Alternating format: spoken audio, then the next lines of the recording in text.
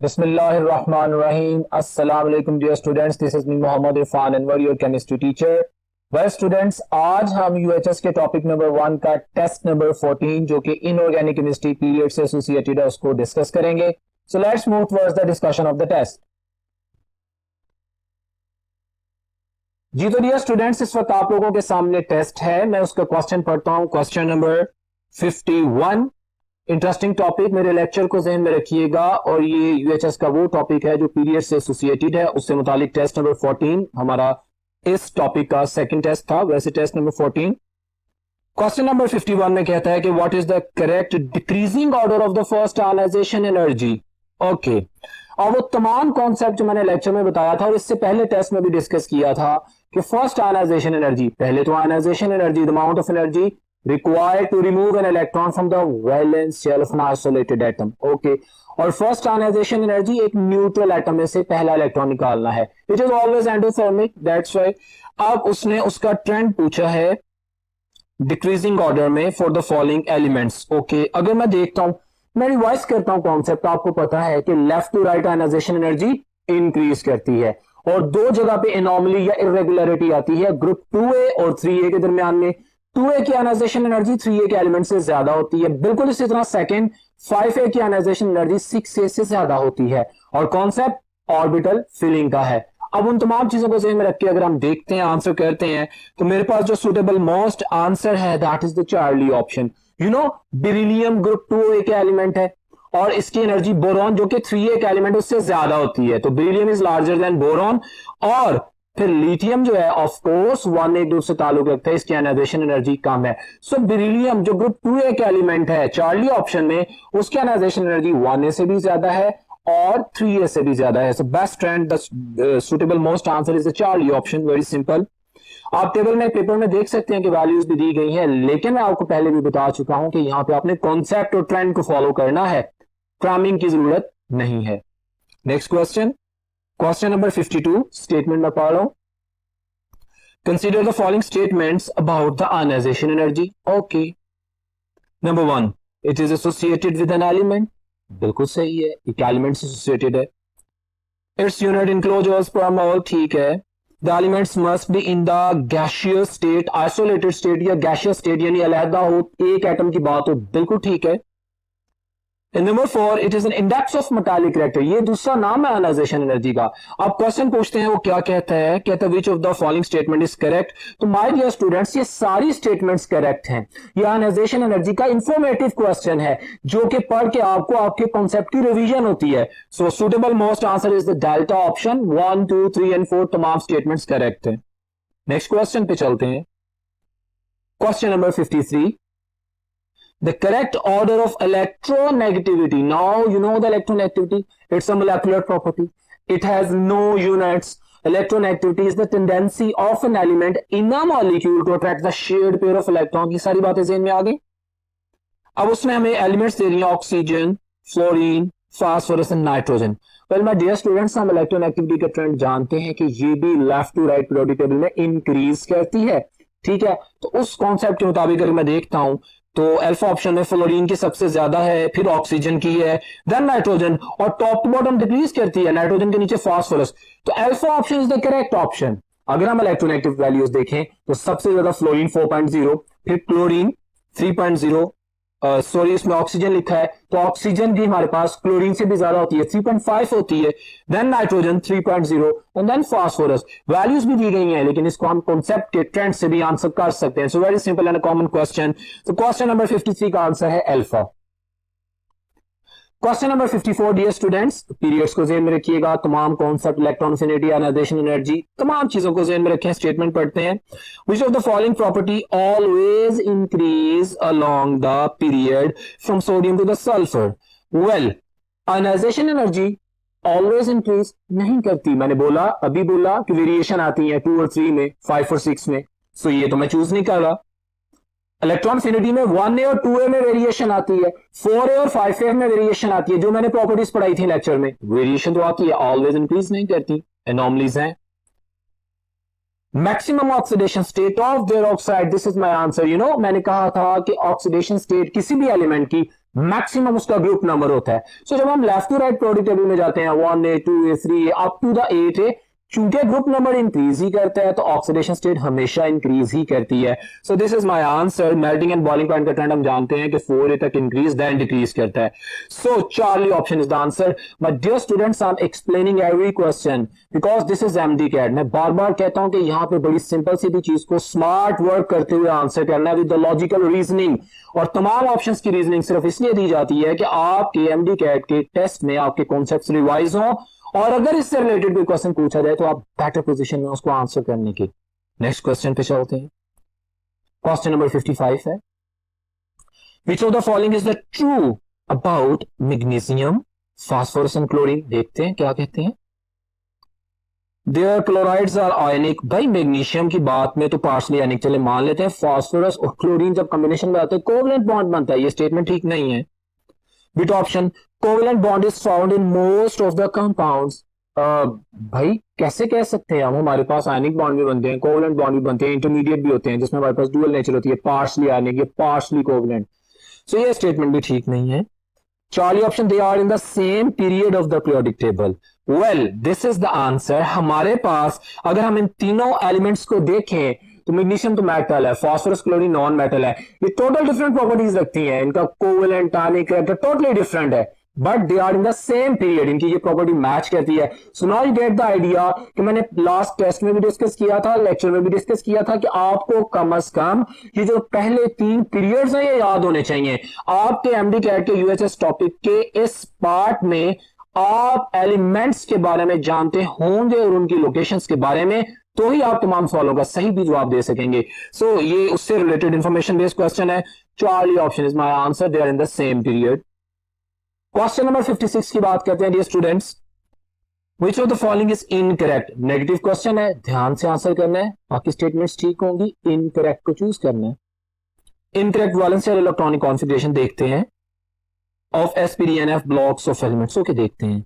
Alpha में तो बड़ा सिंपल है, ns1 से 2 ठीक है। बीटा में p सबशेल की बात करें ns2 और np 1 से 6 तक बिल्कुल ठीक कह रहा है। चार्ली में मतलब d सबशेल की इन्वॉल्वमेंट करता है तो n-1 आ जाता है ना। हाँ हम जानते हैं पेनल्टीमेट शेल है।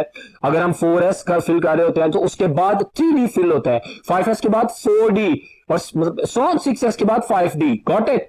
तो n-1 यानी पेनल्टीमेट शेल, ये चार्ली ऑप्शन भी ठीक है। अगर मैं डेल्टा ऑप्शन को देखूं तो n-1f यहीं से गलती है। भाई अगर n किसी भी एस और पी सबशेल की बात की जाए उसके बाद n-1 आता है d यानी सेकंड लास्ट पेनल्टीमेट शेल, उससे भी एक नीचे, जिस वजह से हम इनर ट्रांजिशन एलिमेंट्स बोलते हैं ब्लॉक एलिमेंट्स को, क्योंकि n-2 फिगर आएगी। तो डेल्टा ऑप्शन रॉन्ग है। n-2f होता तो ठीक आंसर था। n-1 d ठीक है और ns जो भी है वो ठीक है। n-1f नहीं है, n-2f आता है। ये मैंने एक्सप्लेन किया है। ये क्वेश्चन पहले भी पूछा गया है, पूछा जा सकता है, इसके ऊपर फोकस कीजिएगा। n-1d और उसके साथ n-2 यानी जो principal quantum number 2 valence shell का जो चल रहा है उससे 2 यूनिट नीचे होता है f ब्लॉक की शेल की फिलिंग। इस वजह से हम उसको कहते हैं inner shell transition elements. Very important, good question. Delta option is my answer. Next question पे चलते हैं डियर स्टूडेंट्स। क्वेश्चन नंबर 57 है मेरे पास। मार्क द इनकरेक्ट स्टेटमेंट, आप पेपर पे देख सकते हैं, about the first ionization energy. So you can know कि हमारे पास आयनाइजेशन एनर्जी का जो एक कॉन्सेप्ट है उसको अगर हमने अच्छे तरीके से पढ़ लिया, उसके left to right top to bottom trends को पढ़ लिया, उसकी एनोमलीज को पढ़ लिया और उसमें ऑर्बिटल स्टेबिलिटी के कॉन्सेप्ट को समझ लिया जो मैंने लेक्चर में बताया था, तो we will be in the best position to answer these questions. और आप देख रहे हैं कि आयनाइजेशन एनर्जी से मुतालिक किस तरह क्वेश्चन आते हैं। सो क्वेश्चन आया है हमारे पास पीरियड में, अक्रॉस द पीरियड पूछता है incorrect statement. There is a rise of the first ionization energy from lithium to beryllium. सही कह रहा है। There is fall of the first ionization energy from beryllium to boron, ये हम भी डिस्कस करके आए हैं 2 और 3 में। ये सही कह रहा है। There is a fall of the first ionization energy from nitrogen to oxygen. जी 5a में नाइट्रोजन है, 6a में ऑक्सीजन है। नॉर्मली ये 5a में हाफ फिल्ड पी सबशेल की वजह से इसकी स्टेबिलिटी ज्यादा होती है, ज्यादा आयनाइजेशन एनर्जी रिक्वायर्ड होती है। बिल्कुल सही कह रहा है। डेल्टा ऑप्शन में कहता है there is a fall of the first ionization energy from lithium to neon. ऐसा तो नहीं है। हम जानते हैं लिथियम फर्स्ट ए में, नियोन 8a में, तो लेफ्ट टू राइट इंक्रीज हो रहा है, फॉल नहीं हो रहा। आयनाइजेशन एनर्जी इंक्रीज करती है। दूसरा वो कहता है followed by rise to argon. भाई top to bottom ionization energy decrease करती है, लेफ्ट टू राइट इंक्रीज करती है। तो डेल्टा ऑप्शन बिल्कुल इनकरेक्ट है, रिवर्स में बता रही है। So this is my answer. उसने कहा था कि इनकरेक्ट ऑप्शन को चूज किया जाए। नेक्स्ट क्वेश्चन पे चलते हैं, question number 58, very simple and clear related concepts. Which of the following halides of aluminium is predominantly covalent in nature? My dear students, अगर आपको याद होगा तो मैंने लेक्चर में स्पेसिफिकली फोकस किया था एल्यूमिनियम के हेलाइड्स पे। मैंने कहा था एल्यूमिनियम फ्लोराइड प्रीडोमिनेंटली आयोनिक होता है, phenomenon due to the electronegative character of the fluorine. फिर मैंने कहा था एल्यूमिनियम क्लोराइड एंड ब्रोमाइड हमारे पास पार्शियली आयोनिक होते हैं, गॉट इट। और एल्यूमिनियम आयोडाइड Al3 की जब मैंने बात की थी तो मैंने कहा था ये प्रीडोमिनेंटली कोवेलेंट होता है। अब इन चार ऑप्शंस पे 4 एमसीक्यूज पूछे जा सकते हैं और उनमें से एक उसने पूछा है, वो मुझसे कह रहा है कि कोवेलेंट इन नेचर कौन सा है। तो very simple, aluminium iodide alpha option is my answer. अब देख सकते हैं कि ये क्वेश्चंस किस तरह रिलेट हो रहे हैं और मैं हर क्वेश्चन पे उसकी कंप्लीट डिस्क्रिप्शन बार बार इसलिए दे रहा हूं क्योंकि my dear students, this is your MTCAT, this is a classified preparation और इसमें आप लोगों को हर चीज की क्लैरिटी होना बहुत जरूरी है। Alpha option. Question number 59 next question है, उसको हम डिस्कस कर रहे हैं। Which of the following is the correct order of the increasing radii of the isoelectronic species? My dear students, मैं बात करता हूं isoelectronic species की। What do you mean by isoelectronic species? ऐसी species के जिनमें नंबर ऑफ इलेक्ट्रॉन सेम हो। Iso mean same electrons, ठीक है, ओके।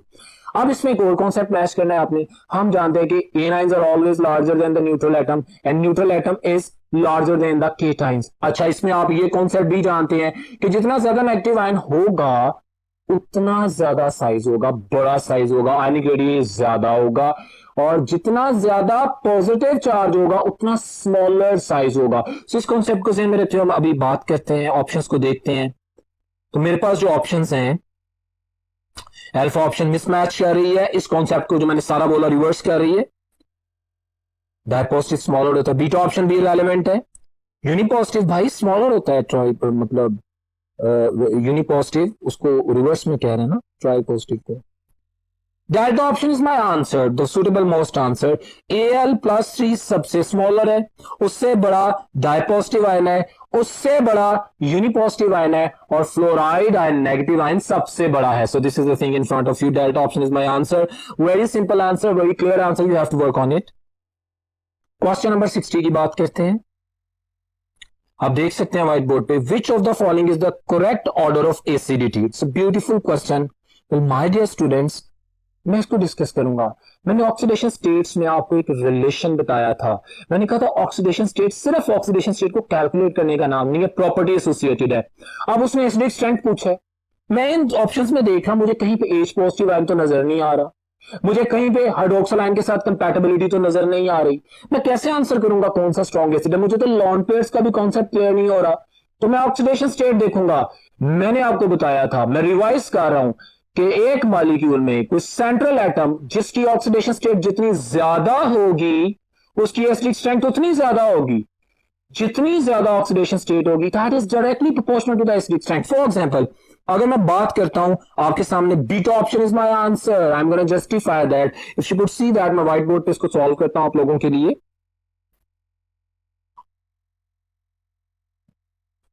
बात करते हैं मैंगनीज ऑक्साइड की, फिर वो बात कर रहा है Mn2O3 की, फिर उसके बाद बात कर रहा है MnO2 की, और फिर Mn2O7 की। मैं डियर स्टूडेंट्स, में ऑक्सीडेशन स्टेट लिखता हूं और आप 1 मिनट में आंसर कर देंगे। ऑक्सीजन -2 कंपैटिबल, +2 मैंगनीज +2 है। यहाँ पे ओवरऑल चार्ज -6 है और यहाँ पे +6 होना चाहिए, तो +6 डिवाइडेड बाय 2, यहाँ पे +3 आ जाता है। मैंगनीज आपके सामने है, ठीक हो गया। यहाँ पे -4 है, मैंगनीज +4 में आ जाता है, got it. So you can get the idea of that. अब उसके बाद हम चलते हैं, तो यहाँ पे -2 से मल्टीप्लाइड होकर -14 आ जाता है, और यहाँ पे हमारे पास जो फिगर आता है, अगर मैं +14 करूं डिवाइडेड बाय 2 तो +7 आ जाता है। Well dear students, oxidation state किसकी सबसे ज्यादा है मुझे बताइए सर? +7 Mn2O7 में, तो सबसे स्ट्रॉन्ग एसिड है। बीटा ऑप्शन में यही कह रहा हूं मैं।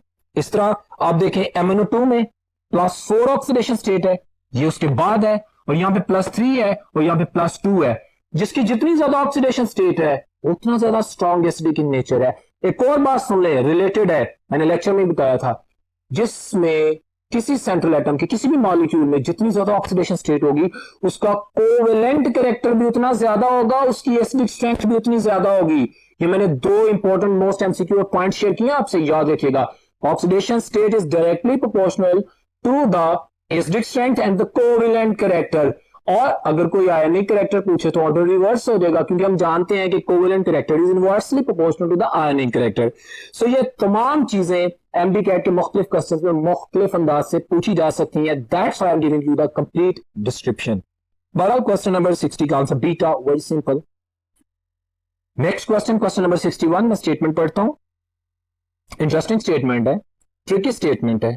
X Y Z are the elements in the short period of a periodic table. Okay, the oxide of X is amphoteric. हम जानते हैं एम्फोटेरिक ऑक्साइड्स किन के होते हैं। चलिए इस बात को छोड़ के इजी कॉन्सेप्ट पे आते हैं। लेफ्ट टू राइट मूव करें पीरियोडिक टेबल में, एलिमेंट्स लेफ्ट साइड पे मेटल्स हैं, वो बेसिक ऑक्साइड बनाती हैं। फिर दरमियान में एम्फोटेरिक ऑक्साइड आते हैं, left to right metallic character decrease करता है, बेसिक से एम्फोटेरिक और एम्फोटेरिक से कोवेलेंट। समझ आ गया, हम लेफ्ट टू राइट मूव कर रहे हैं। अब उसने मुझे कहा कि एक्स एक ऐसा एलिमेंट है जो एम्फोटेरिक ऑक्साइड बनाता है, ये कहीं दरमियान में होगा। ओके, आगे वो बात करता है the oxide of X is amphoteric. Okay, the oxide of Y is basic. अब मेरे पास तरतीब क्या बन गई भाई, वाई लेफ्ट साइड पे है, उसके बाद मिड में एक्स है, और oxide of the Z is acidic in nature. Very simple and beautiful answer. वो पूछ रहा है मुझे बताओ तरतीब क्या होगी। तो भाई उसने मुझे कहा था वाई का बेसिक ऑक्साइड है, सबसे पहले मैं लिखूंगा Y, watch this,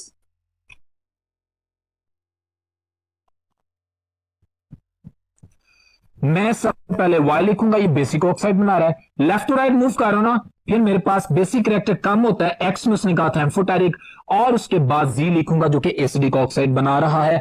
this is the beautiful and the simplest most question to check your knowledge, कि आपको left to right periodic table में मूव करते हुए मेटालिक से नॉन मेटालिक में जाने का और बेसिक से एसिडिक में जाने का कितना नॉलेज है। सो ऑप्शंस बनती हैं क्या, आप देख सकते हैं क्वेश्चन नंबर 61 में जो मैंने सॉल्व किया है, that is the beta option. Very simple option, you can go for that. Question number 62 की बात करते हैं dear students. Electrical conductivity in metal increases down the group. हाँ जी, क्यों? Top to bottom size of atom बढ़ता है, shields बढ़ती हैं, शील्डिंग इफेक्ट के बनने से इफेक्टिव न्यूक्लियर चार्ज डिक्रीज करता है, आयनाइजेशन एनर्जी डिक्रीज करती है, इलेक्ट्रॉन लूज करने की टेंडेंसी इंक्रीज करती है, मेटालिक कैरेक्टर इंक्रीज करता है। जितनी अच्छी मेटल होगी उतनी ज्यादा इलेक्ट्रिकल कंडक्टिविटी होगी। ये मैंने रिवाइज कर दिया पूरी प्रॉपर्टीज।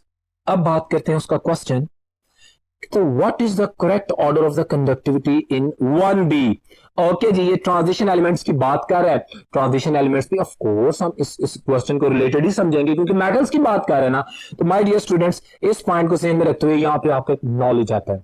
हमारे पास जो सबसे, तो beta option is my answer, जो सिल्वर है उसकी कंडक्टिविटी ज्यादा होती है। अब नॉर्मली आपके जहन में क्वेश्चन आया होगा, डिबेट आई होगी, आपने नॉर्मली सुना होगा गोल्ड की कंडक्टिविटी बहुत ज्यादा होती है फिजिक्स में। ठीक है, आप तो सिल्वर की कह रहे हैं, मैं सिल्वर की क्यों कह रहा हूं? Listen, this is an information for you people. ये ए लेवल्स में डिस्कस की गई, एफएससी में भी इसकी इलैबोरेशन है। भाई सिल्वर का साइज ऑरम से बड़ा होता है, गोल्ड से बड़ा होता है।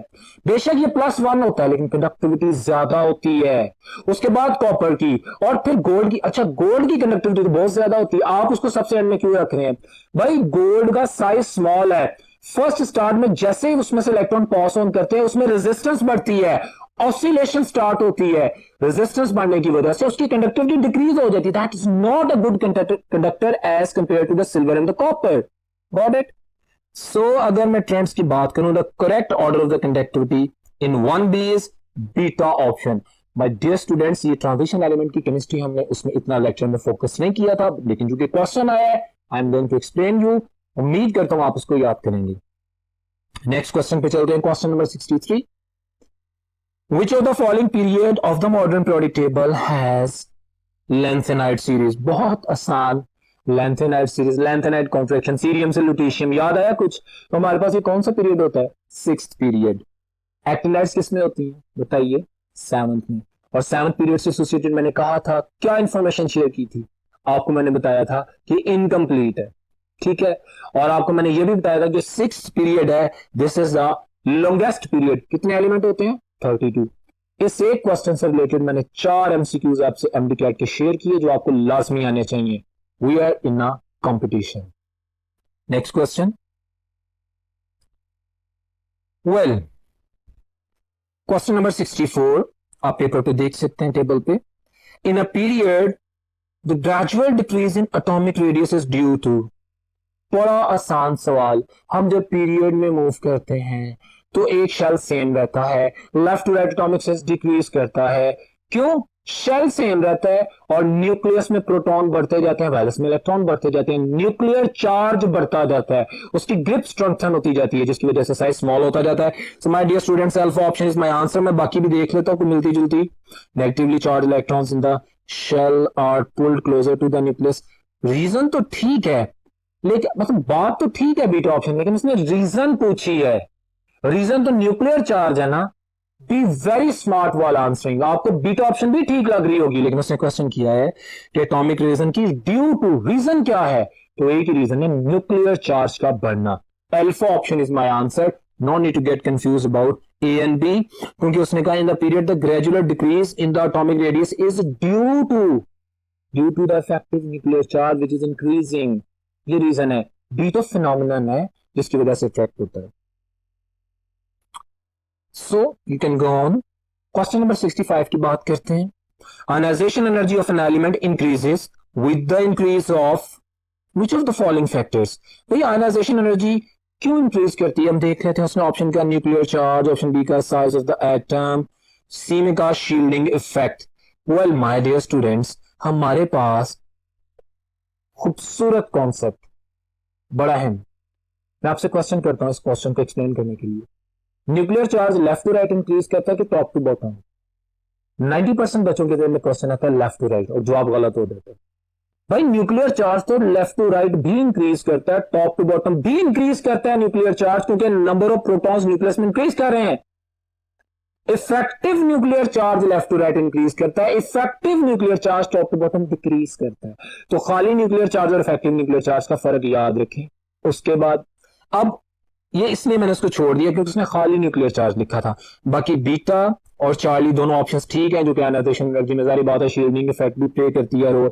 और हमारे पास साइज ऑफ द एटम दोनों डायरेक्टली रिलेटेड है। My answer will be the delta option. You know, मैंने न्यूक्लियर चार्ज को क्यों नहीं कंसीडर किया? अगर ये इफेक्टिव न्यूक्लियर चार्ज की बात करता तो मैं डेफिनेटली इसको इंक्लूड करता। भाई effective nuclear charge top to bottom, बेशक न्यूक्लियर चार्ज बढ़ता है लेकिन शील्डिंग इफेक्ट की वजह से कम हो जाता है। What is effective nuclear charge? The force of nucleus felt by the valence electrons. Clear है? तो वैलेंस इलेक्ट्रॉन्स जो फोर्स फील करते हैं उसको इफेक्टिव न्यूक्लियर चार्ज कहते हैं। हाँ, वो इफेक्ट करता है आयनाइजेशन एनर्जी को। खाली न्यूक्लियर चार्ज को किसी ट्रेंड में डिस्कस करना एक एमडी कैट के पॉइंट ऑफ व्यू से एक not as a technical person बात होगी। सो इसको ध्यान में रखिएगा। क्वेश्चन नंबर 65 का आंसर डेल्टा, वही सिंपल। नेक्स्ट क्वेश्चन पे चलते हैं। Question number 66, which of the following is correct increasing order of the first ionization energy? once again ji ionization energy हम बातें कर चुके हैं, उसी को ध्यान में रखते हैं। तो मैं देखता हूं एल्यूमिनियम, मैग्नीशियम, सिलिकॉन एंड भाई left to right ionization energy increase कर रही है जी, कर रही है। वेरिएशन भी सेम में है, 5 और 6 ए ग्रुप की और 2 और 3 ए ग्रुप की। फास्फोरस मेरे पास ग्रुप 5A में है और उसके बाद जाहिर बात है 5A जो है उसकी आयनाइजेशन एनर्जी 4A के सिलिकॉन से ज्यादा है, तो फास्फोरस की ज्यादा होगी, सिलिकॉन की ज्यादा होगी।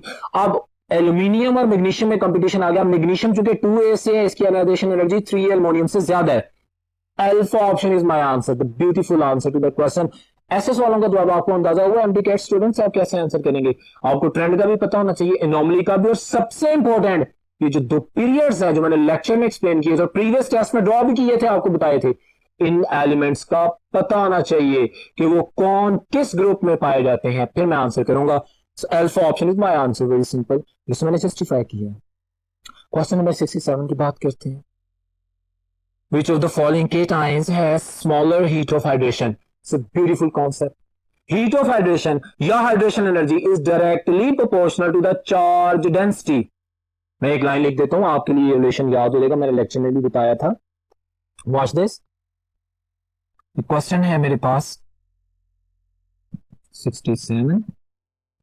Charge density. You know what is charge density? Charge per unit volume is directly proportional to the hydration energy.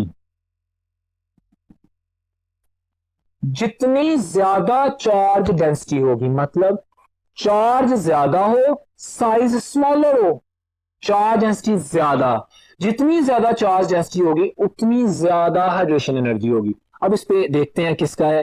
तो अगर मैं ऑप्शंस के देखूं 67 में, तो बेरियम प्लस, उसने पूछा स्मॉलर, रिवर्स में पूछ ले कोई मसला नहीं। कॉन्सेप्ट मैंने बताया, हम ज्यादा को भी बता सकते हैं, हम मिनिमम को भी बता सकते हैं। जिसकी चार्ज डेंसिटी मिनिमम होगी उसकी हाइड्रेशन एनर्जी मिनिमम होगी। सो बेरियम है, कैल्शियम अभी तक, मैग्नीशियम और स्ट्रॉन्शियम। ग्रुप 2 है, top to bottom atomic size increase कर रहा है, आयोनिक साइज इंक्रीज कर रहा है। अब चार सब पे सेम है, साइज के साथ सबसे ज्यादा है बेरियम का, सबसे नीचे पाया जाता है, तो साइज लार्जर है, चार्ज उतना है, तो चार्ज डेंसिटी बेरियम प्लस 2 की सबसे कम है, इसलिए इसकी हाइड्रेशन एनर्जी सबसे कम है। So my dear students, alpha option is my answer, very simple. Question number 68 की बात करते हैं। Ionization energy of an element is the minimum amount of energy required to remove an electron. ठीक है, ये डेफिनेशन बोल दी उसने। Which of the following element has greater first ionization energy? Trend बताएं जी, वही बातें, फ्लोरीन है, क्लोरीन है, ब्रोमीन है, तीन तो हाइड्रोजन में आ गए, तो टॉप पे फ्लोरीन है, उसकी सबसे ज्यादा होगी। और जहां तक ताल्लुक है हाइड्रोजन का, हम जानते हैं ये तो लेफ्ट साइड पे मौजूद है, सबसे ज्यादा ionization energy of course fluorine की ज्यादा। It's very simple answer, alpha option is my answer. Question number 69, students. Mark the incorrect statement. Be very vigilant because right now he's talking about the negative question about the electronegatiivity. Okay, देखते हैं.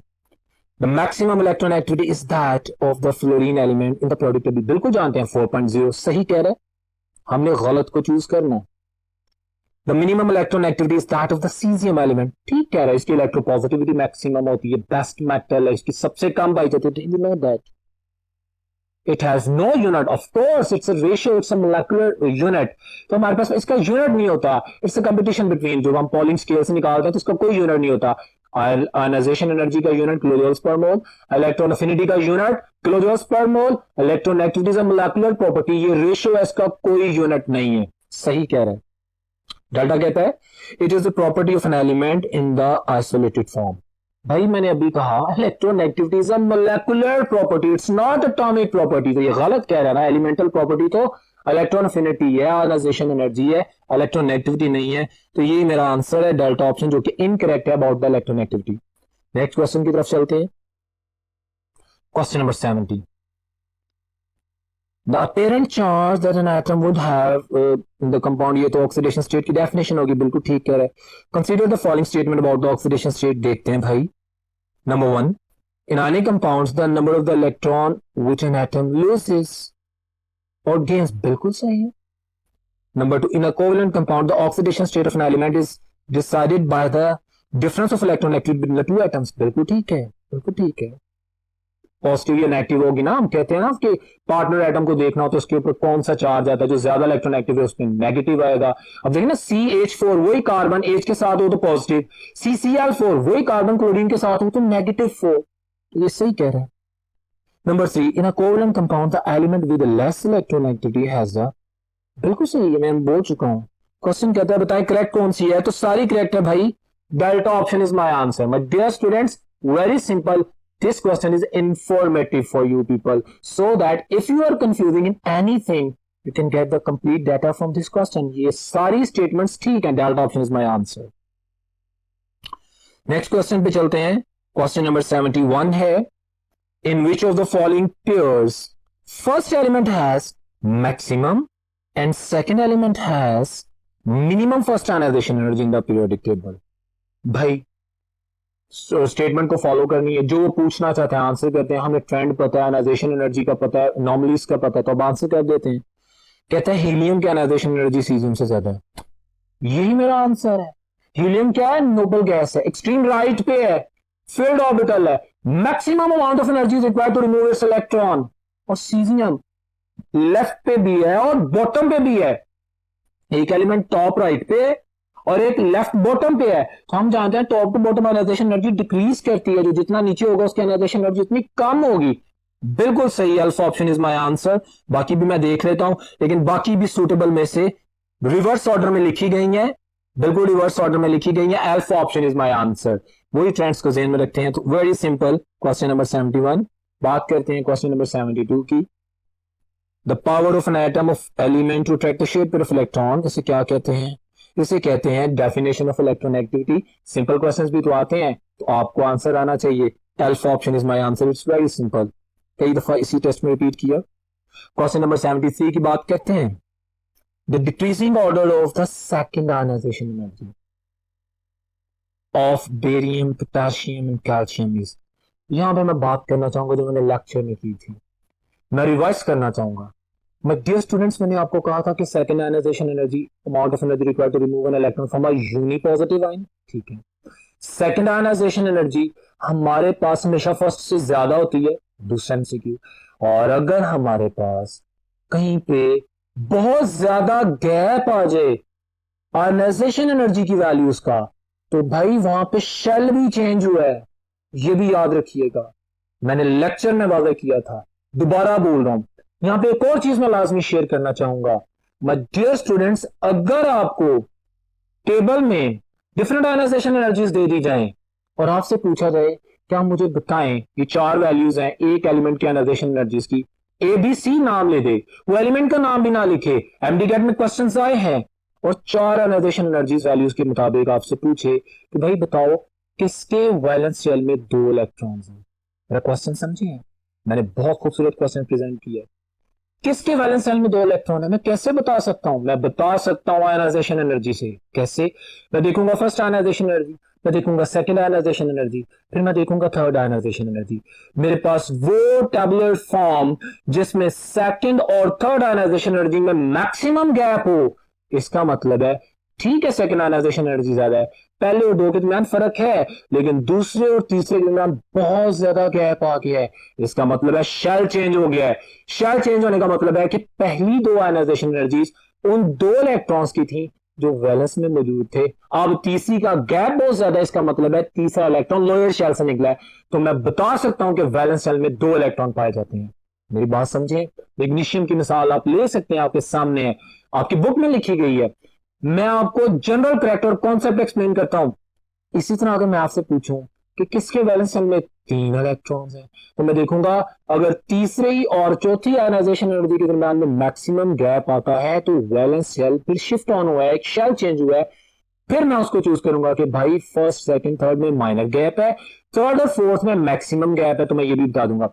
ये सारी चीजें explain करने के बाद आप simplest question की तरफ आते हैं। उसने ट्रेंड पूछा, तो मैं डिक्रीजिंग ऑर्डर, तो भाई decreasing order of the second ionization energy of the barium potassium is, potassium की जो फर्स्ट आयनाइजेशन एनर्जी है वो कम है, 1 इलेक्ट्रॉन था ना, सुनिएगा समझिएगा, वैलेंस शेल में 1 इलेक्ट्रॉन था, चला गया। अब इसका ऑक्टेट पूरा हो गया है, इसका सेकंड इलेक्ट्रॉन निकालना है तो बहुत ज्यादा एनर्जी चाहिए। पोटेशियम की सेकंड आयनाइजेशन एनर्जी बहुत ज्यादा है, सबसे ज्यादा है। कैल्शियम की बात करता हूं, कैल्शियम के वैलेंस शेल में 2 इलेक्ट्रॉन है, पहला इलेक्ट्रॉन निकाल दिया, बात ठीक है, दूसरा भी तो वैलेंस शेल में अभी 1 इलेक्ट्रॉन है, अनस्टेबल कॉन्फ़िगरेशन में आसानी से निकाल लूंगा। आयनाइजेशन एनर्जी ज्यादा होगी लेकिन इतनी ज्यादा नहीं, पोटेशियम से कम। और बेरियम भी तो सर मुझे बताए, वो भी तो उसी ग्रुप का है, ग्रुप 2 एलिमेंट का है, इसकी कैल्शियम से कम क्यों है? क्योंकि top to bottom ionization energy decrease कर रही है। कैल्शियम और बेरियम सिमिलर ग्रुप में है, ठीक है 2 इलेक्ट्रॉन है, लेकिन ऊपर कैल्शियम में इसकी आयनाइजेशन एनर्जी ज्यादा और बेरियम की आयनाइजेशन एनर्जी कम है due to the increasing shielding effect. So alpha option is my answer. I am explaining the data for you people, you must understand. Next question पे चलते हैं, question number 74। Consider the following statement about the electron affinity for the elements. याद रखिएगा electron affinity में वही trends है, मैंने बताया था left to right electron affinity increase करती है, आपको बताया था इलेक्ट्रॉन एक्टिविटी बिल्कुल डिफरेंट है, इलेक्ट्रॉन अफिनिटी बिल्कुल डिफरेंट है, आयनाइजेशन एनर्जी बिल्कुल डिफरेंट है, लेकिन इनके पीरियोडिक ट्रेंड सेम है। एक बात, दूसरी बात, एनोमलीज भी है इलेक्ट्रॉन अफिनिटी में, जैसे आयनाइजेशन एनर्जी में 2 और 3 में है, 5 और 6 में है, इलेक्ट्रॉन अफिनिटी में हमारे पास 1 और 2 में है, ठीक है, 4 और 5 में है। उसको अगर अपने ज़हन में रखें, वेरी सिंपल आंसर, उसने 3 स्टेट्स बताई हैं। क्वेश्चन क्या करते हैं कि which of the above statement is correct, पहली करेक्ट नहीं है, सेकंड इज करेक्ट, बाकी भी देखते हैं। And third one is also correct. Anomalies को ध्यान में रखिएगा, D sub shell F sub shell का कॉन्सेप्ट ग्रुप में, और लेफ्ट टू राइट 1A और 4A का जो वेरिएशन है वो ध्यान में रखते हैं। तो मेरे पास डियर स्टूडेंट्स चार्ली ऑप्शन है, इसको हम काफी डिटेल में डिस्कस कर चुके हैं। सो चार्ली ऑप्शन उसने पूछा करेक्ट कौन सी है, तो फास्फोरस की नाइट्रोजन से ज्यादा होती है, इसी तरह हमारे पास सल्फर की ऑक्सीजन से ज्यादा होती है, चार्ली ऑप्शन। नेक्स्ट क्वेश्चन पे चलते हैं, question number 75। What is not the trend? Negative question. From left to right across the element of the third period of the periodic table. देख लेते हैं, नेगेटिव है। The radii of the atom decrease, ठीक कह रहा है। Beta में oxide of the elements change from basic, बिल्कुल ठीक कह रहा है। The melting point of the elements decrease steadily.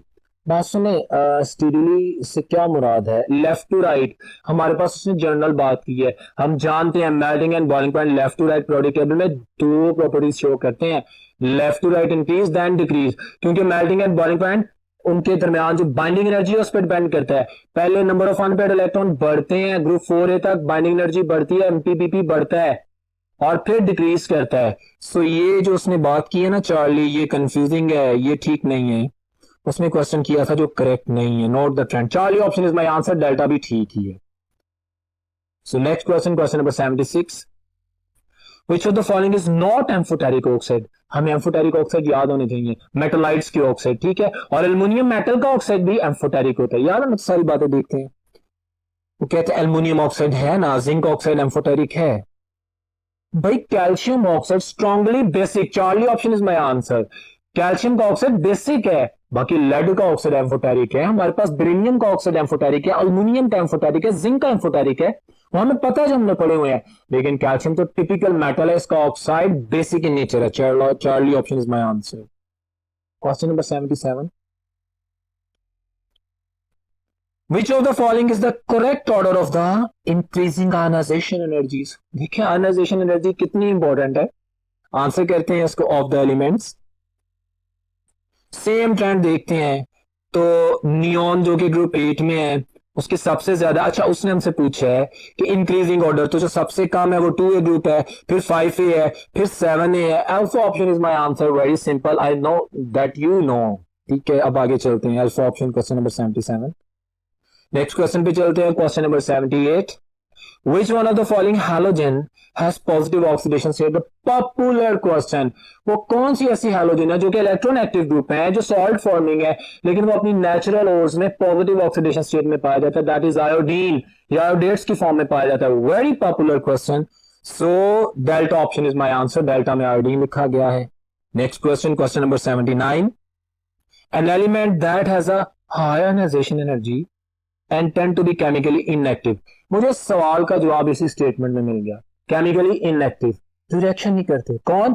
जिनके वैलेंस पूरे हैं, यानी नोबल गैसेस, यानी जीरो ग्रुप, यानी ग्रुप 8 है, जिनको हम इनर्ट गैसेस भी कहते हैं, जिनको हम एरोजेंस भी कहते हैं। So very simple, beta option, noble gases. Next question, question number 80। A sudden large difference between the ionization energy values, थोड़ी देर पहले एक्सप्लेन किया था सब। Very important question regarding MDCAT. अब इसको प्रैक्टिस करते हैं जो मैंने बोला था। A sudden large difference between the values of the second and the third ionization energy. Okay, हमें पता लग गया है। Would be associated with which of the following electronic configuration? Second और थर्ड में लार्ज गैप है, इसका मतलब है उस एलिमेंट के वैलेंस शेल में 2 इलेक्ट्रॉन थे, पहले 2 में थोड़ा गैप हुआ, फिर थर्ड में बहुत ज्यादा गैप हुआ। अब मैंने वो कॉन्फ़िगरेशन चूज करनी है। My dear student, this is a beautiful fantastic question, you must work on this. इसकी और एग्जांपल्स भी देखेंगे आप, 3 का भी पूछ सकता है, 5 का भी पूछ सकता है। Got it? अब मेरी बात सुने, मैं जिसके वैलेंस शेल में 2 इलेक्ट्रॉन पाए जाते हैं, कॉन्फ़िगरेशन देखता हूं, Charlie option is my answer. 3s2, S में एस सब शेल है, 3s2 वैलेंस शेल में 2 इलेक्ट्रॉन, उसके बाद 2 की सीरीज आ जाती है। ये मेरे पास फॉर एग्जांपल अगर बात करता है एटॉमिक नंबर, तो मेरे पास 12 है, मैग्नीशियम की बात कर रहे हैं। Very simple, Charlie option is my answer. बहुत इंटरेस्टिंग क्वेश्चन जिसकी एक्सप्लेनेशन दी गई, और फॉर योर कॉन्फिडेंस देखें मैंने व्हाइट बोर्ड के ऊपर पूरी एक्सप्लेनेशन भी टेस्ट में प्ले कर दी है, you can get the knowledge of that. Question number 81। Following graph show a physical property along the period free elements, ठीक है, क्योंकि हमारे सिलेबस में कोई भी पीरियड है, कौन सी प्रॉपर्टी है जो विदाउट वेरिएशन डिक्रीज करती है left to right in periodic table? कोई अनोमली नहीं आती। Atomic size, atomic radii. अच्छा, यहां पे मैंने अपने लेक्चर की बात को भी रिवाइज करने एक और चीज आपके सामने प्रेजेंट करता हूं, just watch that. Dear students, ये तो ग्राफ मुझे समझ आ गया ना, मैं टाइम स्पेंड नहीं कर रहा। कंटिन्यूस डिक्रीज हो रहा है। फर्स्ट किया मैं एक ग्राफ ड्रॉ करता हूं, तो वजह से देखिएगा लाइक दिस वन, और फिर उसके बाद this one. A category B कह देता, डिक्रीज आ जाता, और फिर एक पीरियड में इंक्रीज के बाद डिक्रीज आता। तो ये ग्राफ किसका है? ये आयोनिक रेडियाई का है। क्यों? केटाइंस और always smaller than the neutral atom, तो केटाइंस भी लेफ्ट टू राइट डिक्रीज करते हैं, याद आया लेक्चर। और एनाइंस, वहां पे ट्राइन एक्टिव, ऑक्सीजन ट्राइन एक्टिव है, देन फिर डाइन एक्टिव है, देन फिर यूरिन एक्टिव है। एनाइंस का साइज भी डिक्रीज करता है, लेकिन बैरियर आ जाता है। केटाइंस से बहुत बड़ा एनाइन, लेकिन है तो आइंस ना। ये केटाइन है, ये भी लेफ्ट टू राइट डिक्रीज कर रहा है, ये एनाइन है, ये भी लेफ्ट टू राइट डिक्रीज कर रहा है। और ये तो सिंपल एटॉमिक मतलब साइज की वेरिएशन है, इसमें सिर्फ डिक्रीज ही है। ये क्वेश्चन नंबर 81 जो उन्होंने एक्सप्लेन किया था, जो पूछा है, मैंने आपके सामने एक्सप्लेन कर दिया। Be very vigilant while answering the questions. Now you are getting the art that how will you answer the questions. तो यहां पे जो आंसर किया गया है मेरे पास, मैं आंसर करता हूं। उसमें जो question, the atomic radius, the Charlie option, it is in front of you. शाबाश। नेक्स्ट क्वेश्चन पे चलते हैं, question number 82। Which of the following iso electronic species, बारह बता चुका हूं, है स्मॉलर साइज।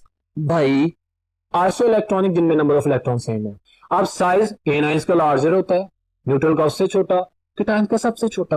तो मैं देखता हूं कि नियॉन मेरे पास आंसर है, क्योंकि नियॉन एक न्यूट्रल एटम है। पीरियड इन सबका सेम चल रहा है। साइज देखें ना, फॉर एग्जांपल पीरियड नहीं, अगर ऑक्सीजन की बात करूं तो बिल्कुल ठीक है, नाइट्रोजन, ऑक्सीजन, फ्लोरीन। तो हमारे पास नियॉन एक न्यूट्रल एटम है, बाकी नेगेटिव है, तो एनाइंस का साइज लार्जर है, न्यूट्रल का स्मॉलर है। Delta option is my answer. Question number 83। Which of the following property decrease down the 7A group elements? अच्छा जी, कौन सी प्रॉपर्टी डिक्रीज करती है? मेल्टिंग एंड बॉइलिंग पॉइंट नहीं जी। हैलोजेंस में fluids London dispersion forces, top to bottom polarization बढ़ती है, इंटरमोलेकुलर forces बढ़ती हैं, इंस्टेंटेनियस डायपोल, इंड्यूस्ड डायपोल बढ़ते हैं। तो ये प्रॉपर्टी इंक्रीज करती है, डिक्रीज नहीं करती। वेंडरवाल फोर्सेस मैंने साथ एक्सप्लेन कर दिया, बीटा भी आंसर हो गया। चार्ली पोलराइजेबिलिटी मैंने एक ही लाइन में तीनों रीजंस को जस्टिफाई कर दिया। आयनाइजेशन एनर्जी डिक्रीज करती है बेटा, आयनाइजेशन एनर्जी हमेशा डिक्रीज करती है। सो delta option is my answer, very simple answer.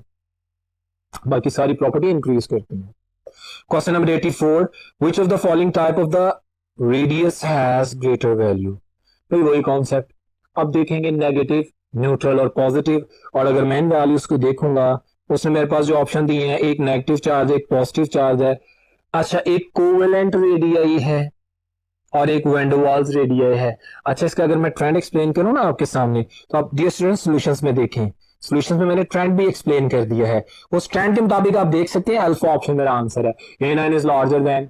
अच्छा, उसके बाद कोवेलेंट, फिर उस कोवेलेंट से पहले वैंडरवाल, क्योंकि वैंडरवाल में भी थोड़ा आयनिक कैरेक्टर आ जाता है, फिर कोवेलेंट आता है, and in the end the positive one. Alpha option is my answer, very simple answer, you can get the idea of that. Question number 85 की बात करते हैं। क्वेश्चन नंबर 85 में कहता है आयंस P-3 S-2 Cl-1, वही ए आयंस का concept है, सेम पीरियड में चल रहे हैं। उसने बता दिया हमें रेडियाई। ओके, क्वेश्चन क्या करता है, one of the following correctly explain the decrease in the radius. अच्छा, रीजन बताएं। आंसर उसने दे दिया कि tri active is larger than di active, di active is larger than the union active. Reason बताएं।